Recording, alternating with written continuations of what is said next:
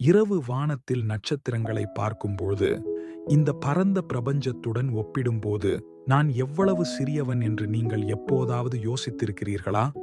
சங்கீதம் 8 அந்த கேள்விக்கு அழகாக பதிலளிக்கிறது. ஆம், நாம் சிறியவர்கள்தான். ஆனால் தேவனுடைய கண்களில் நாம் மிகவும் மதிப்புமிக்கவர்கள்.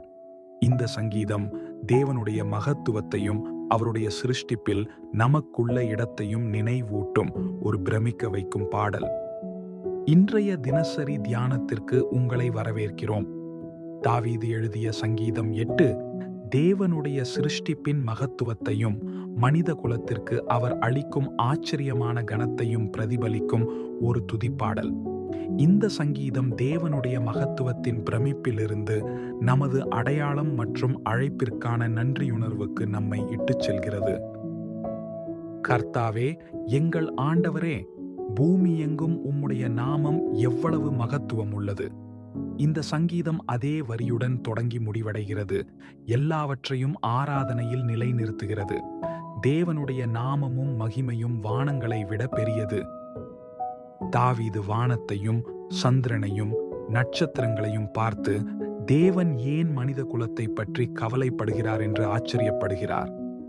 ஒரு பரந்த பிரபஞ்சத்தில் நமது மதிப்பு நமது அளவிலிருந்து வருவதில்லை, ஆனால் தேவனுடைய அன்பிலிருந்து வருகிறது. தேவரீர் அவனை தேவதூதரிலும் சற்று சிறியவனாக்கினீர், மகிமையினாலும் கனத்தினாலும் அவனை முடிசூட்டினீர்.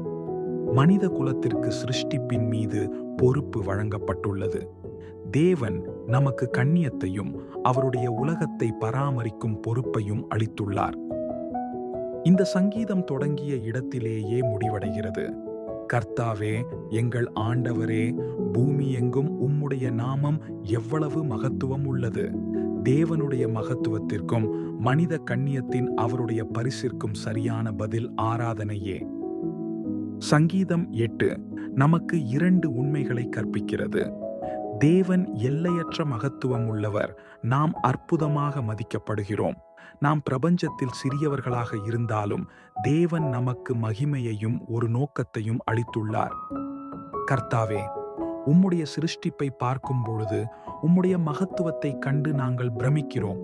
எங்களை மதித்து நேசித்து ஒரு நோக்கத்தை அளித்ததற்காக உமக்கு நன்றி. தாழ்மையுடனும் ஆராதனையுடனும் பொறுப்புடனும் வாழ எங்களுக்கு உதவி செய்யும். இயேசுவின் நாமத்தில் ஆமென்.